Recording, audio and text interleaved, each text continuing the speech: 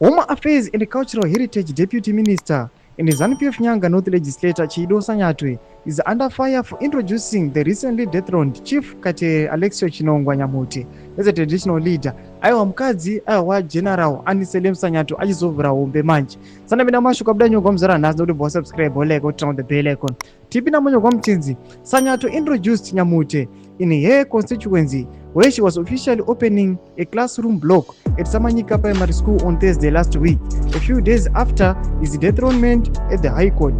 Sanyatwe, the wife of Zimbabwe National Army Commander General Aniselem Sanyatwe, has been accused of interfering in the appointment of Chief Katerere, as she allegedly wanted to have total control of Nyanga district. Nyamuti was appointed Chief Katerere in 2023 following the death of the then substantive chief in 2017. Ava komana vanoda power ava vanhu vari power hungry vari kuita zviro zvina basa izvi tiona nyika yeZimbabwe yasangana necrisis. Vanhu vari kuchema vachiti aiwa takudawo chenji munyika yeZimbabwe.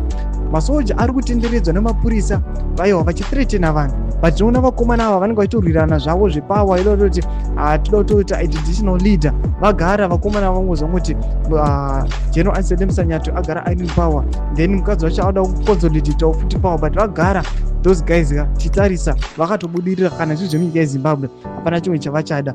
Tudze mafunguro enyu moti kudii pamusoro pechitiko ichi. Inangwe mene section medu musaona subscribe oleka turn on the bell icon.